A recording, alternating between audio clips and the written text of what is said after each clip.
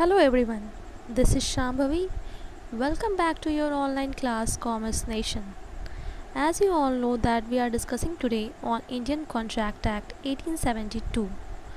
Now let's come to our another topic, that is bailment.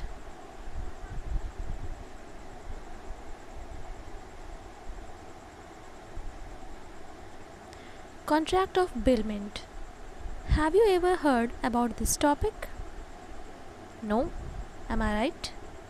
But in our day-to-day life, it is of very common use. Now let's see what are its uses.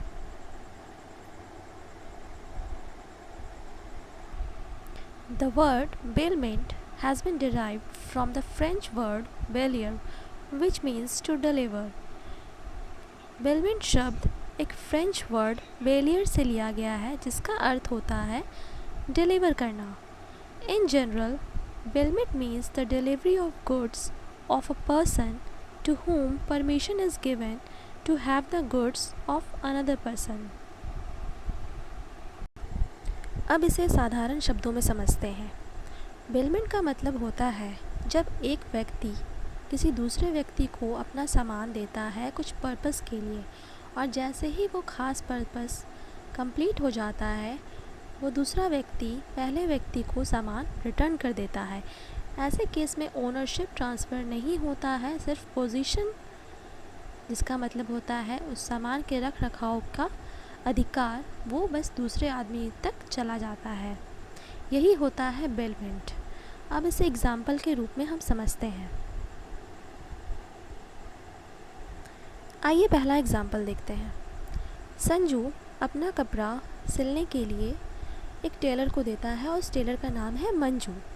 तो यहाँ पे संजू जो कि owner है उस कपड़े का, वो अपने कपड़े का पोजीशन उस टेलर को देता है यानी मंजू को देता है, यानी कुछ ख़ास पर्पस के लिए. और वो पर्पस क्या है? कपड़े की सिलाई करना. यहाँ पे उन दोनों के बीच एक रिलेशन बन रहा है और वो रिलेशन किस चीज़ का है? बेलमेंट का. और उन दोनों के बीच एक कॉन्ट्रैक्ट हो रहा है और वो कॉन्ट्रैक्ट है बेलमेंट का. आइए सेकंड एग्जांपल देखते हैं. सेकंड एग्जांपल में Z अपनी नॉवल को Y को दे देता है और Y से कहता है कि तुम मुझे ये नॉवल 1 महीने बाद रिटर्न कर दोगे. तो यहाँ पे Z जो है वो अपने नॉवल का पोजीशन Y को देता है और एक पर्पस है उसके पीछे भी, और वो पर्पस क्या है? Y उस नॉवल को रीड करना चाहता है और 1 महीने बाद वो उस नॉवल को Z को रिटर्न कर देगा. So there is a contract of bailment between Z and Y. Now see the third example.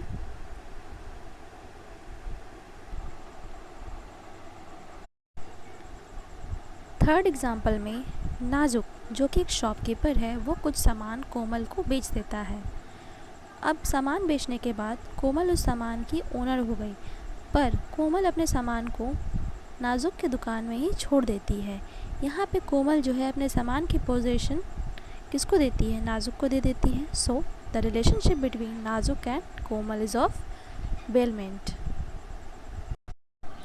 I hope कि अब आप लोगों को बेलमेंट से रिलेटेड जो भी कन्फ्यूज़न होगा वो क्लियर हो गया होगा. इसके बाद हम देखेंगे essential features of bailment. Bailment के एसेंशियल फीचर्स क्या क्या हैं? आइए बढ़ते हैं आगे. फर्स्ट है एग्रीमेंट.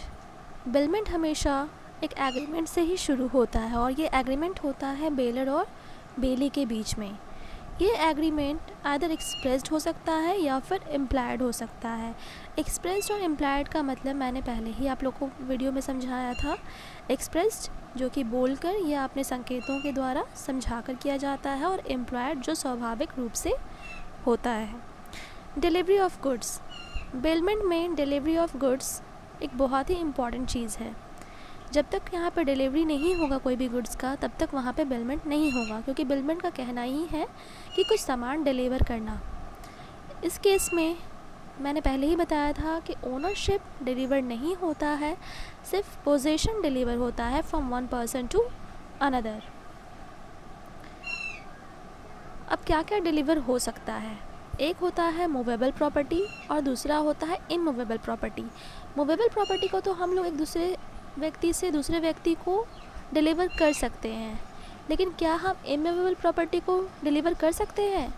फॉर एग्ज़ाम्पल, आप लोग का अगर कोई घर है और आप लोग कहीं बाहर हॉलिडे पे जा रहे हैं, तो क्या वो घर आप अपने पड़ोसी के यहाँ डिलीवर कर सकते हैं? नहीं कर सकते हैं।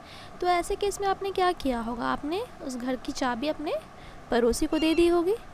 तो यहाँ पे इमूवेबल प्रॉपर्टी के केस में डिलीवरी ऑफ गुड्स कंपलसरी नहीं होता है, लेकिन हाँ मूवेबल प्रॉपर्टी है तो वहाँ पे डिलीवरी ऑफ गुड्स का होना ज़रूरी है।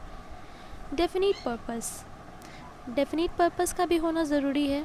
अब आप कोई सामान किसी को दे रहे हैं तो उसका एक ख़ास पर्पस ज़रूर होगा।